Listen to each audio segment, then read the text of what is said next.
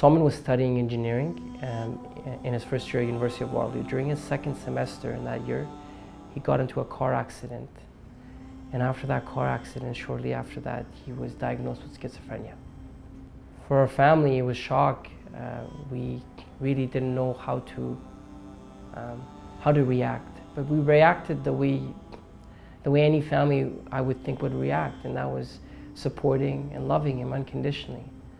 People who think that if someone has schizophrenia, that they're any different from anyone else in terms of prospects of marriage, in terms of job opportunities. They don't choose to have this illness, but that doesn't mean that this illness will stop them from what they want to do. For example, like following their dreams or building relationships. People with these illnesses are capable of that, and my brother was a perfect example of it. Unfortunately, Salman did not complete his engineering degree, but something even more profound happened. Although his life's trajectory would forever change, my brother, it was due to my brother's illness, his diagnosis with schizophrenia, where my family became even closer to our faith. He ended up picking up Arabic after his illness. And that in itself is a remarkable feat, in that Arabic is one of the most difficult languages in the world. So he studied Arabic and went so as far where he taught people Arabic. And he learned the Quran by himself. On a personal standpoint, my brother taught me how to pray. He was my mom's teacher. He actually taught my mom how to read the Quran, to read parts of the Quran. It was my brother. He's the one that had the most knowledge when it came to the Islamic faith. It was my brother. Yes, he had this illness on this one aspect, but Salman, the man, the character, the intellect, that stayed the same. In actuality, that actually even increased more. There was an incident that happened with the neighbors. We were not there during that incident.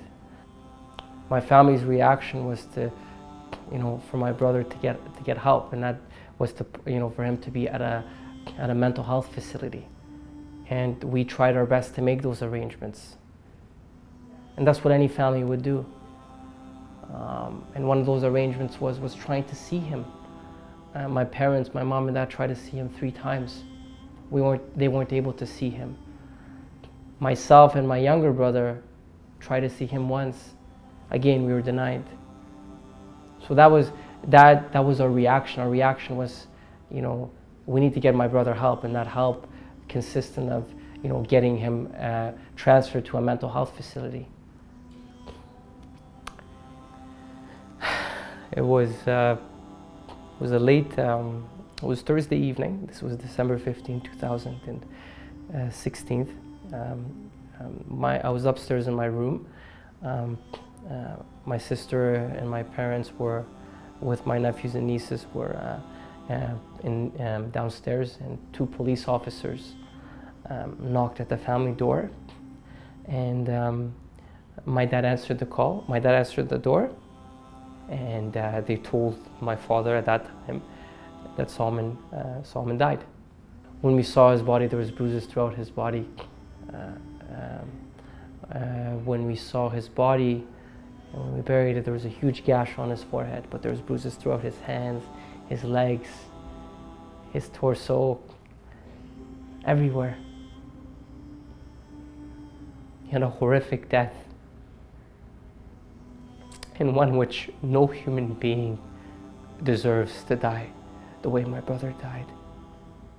A Canadian man that was vulnerable, that had a known mental illness, and lost his life at a facility that was supposed to take care of him. We still have not been given any information from the police. The police have not told my family as to why they did not press charges against the guards that killed my brother. We still have not seen the investigation report from the police that they conducted, that it took them 11 months to conduct their investigation. We still do not know the names of the individuals that took my brother's life. There was 10 to 20 individuals that were involved in his death, 10 to 20 guards, taxpayer-funded employees You know, as Ontarians, it's a disgraceful and an outrageously callous way, the way this family has been treated by the government and by the police. The reason my family supported my brother throughout this process is because it's what our faith taught us. Solomon was Solomon. It wasn't Solomon with schizophrenia, it was Solomon who was my mom's son, my father's son, and our brother. And we looked at him that way. And to be honest, the reason why he was able to live as long as he did was because of my family and the support we provided for him. Because, you know, one of the most important things with mental illness is support. Support is critical, and in many respects, it's between life and death. And as a community, whether it's the Afghan community or it's, you know, the Muslim community or the broader, you know, Canadian society at large, we have to do a better job, because right now we've missed the mark. Solomon was a blessing to all of us, to my family and to people around him. We're better people today because of him. Every single member of my family are better because of my brother. My brother's tests made us better people, and he made other people better for him. He went through a lot of adversity, but it was this adversity that effectively characterized his reaction to this test. He inspired so many people around him. These are people that are vulnerable, but at the same time, these are human beings that have hopes and dreams. These are fathers, these are mothers, these are sisters, these are brothers. But these are human beings that are trying their best with what they have. And we need to stop making that mistake of reacting rather than listening.